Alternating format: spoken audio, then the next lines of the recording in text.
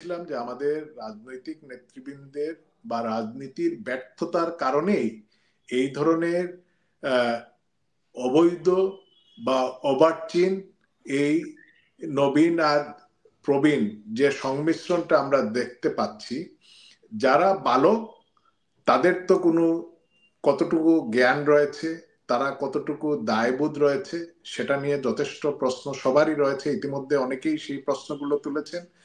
আর যারা বয়স্ক এখানে রয়েছেন, তারাও যে কি কারণে এখানে রয়েছেন এবং তাদের এই অবৈধ সরকারের সঙ্গে যুক্ত থেকে তাদের পরবর্তীত জীবনে কতজন সেফ এক্সিট দিতে পারবেন, বাকিদেরকে তো এ দেশেই থাকতে হবে। আজকে তারা হয়তো কিছুদিন চেষ্টা করেছেন যে তারা যেহেতু আওয়ামী লীগকে সরিয়ে এসেছেন, বিএনপির আশ্রয় প্রশ্রয় বা সমর্থন অনেকখানি তারা পেয়েছেন এবং আজকে এই পর্যায়ে এসে বিএনপির সঙ্গে তাদের যখন মুখোমুখি অবস্থা হবে, আওয়ামী লীগ এবং বিএনপি দুটো দল যদি তাদের বিরুদ্ধে মাঠে নামে আলাদা আলাদা ভাবেও, এদেরকে খুঁজে পাওয়া যাবে? এরা তো ভারতের দিকেও আসতে পারবে না, বঙ্গোপসাগরেও তো তারা তার মাছ না যে বঙ্গোপসাগর দিয়ে চলে যাবে। আর তাদেরকে প্লেনে করে কে কত জায়গায় নিয়ে যাবে? 2 জন 4 জন 5 জন, বাকিদেরকে তো বাংলাদেশের মাটিতেই থাকতে হবে। এদের বাড়িঘর তো সবাই চিনে। এই যে 5 তারিখে সারা দেশে 5 তারিখের পরে থেকে যে বিভক্তিটা তৈরি করা হলো, যে নৃশংসতা নির্মমতা তৈরি করা হলো, বাংলাদেশে অতীতে তো অনেক সরকার পরিবর্তন হয়েছে, এইভাবে নির্মম অত্যাচার নির্যাতন তো হয়নি।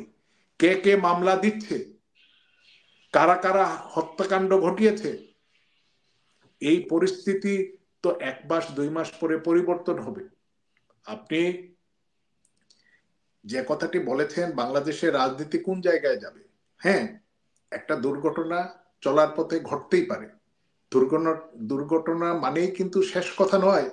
দুর্ঘটনায় সবাই যে মারা গেলেন এমন নয়, কিন্তু দুর্ঘটনা হয়েছে, এই জায়গা থেকে এখন কিন্তু ঠিকই এই জায়গা থেকে বের হয়ে আসা হবে। আওয়ামী লীগ হয়তো ফিরতে পারবে ভাই?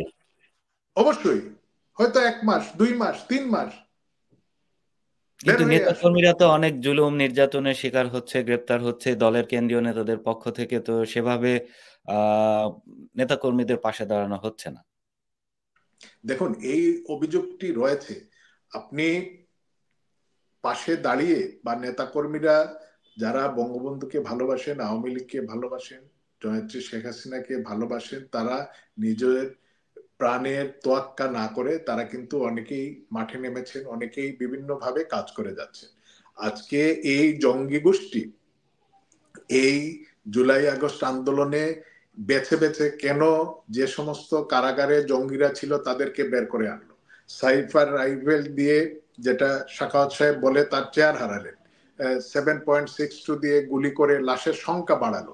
হ্যাঁ, আইন শৃঙ্খলা বাহিনী হয়তো তাদের দায়িত্ব পালন করতে গিয়ে তারা কিছু তাদের অ্যাকশনে কিছু ছাত্র মারা গিয়েছে, কিন্তু এই স্নাইপার রাইফেলের মাধ্যমেও তো আরো অনেকেই মৃত্যুবরণ করেছেন।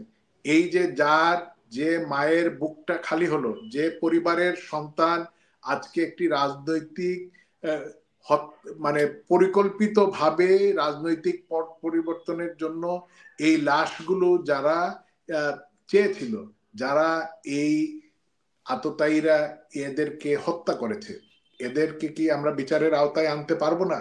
যারা এইভাবে ভি দেখিয়েছিল, সেই 71-এর পরাজিত শত্রু, এই বাংলায় তাদেরকে ফাঁসিতে ঝুলতে হয় নাই? 75-এ বঙ্গবন্ধুকে যারা খুন করেছিল তাদেরকে কি ফাঁসিতে ঝুলতে হয় নাই?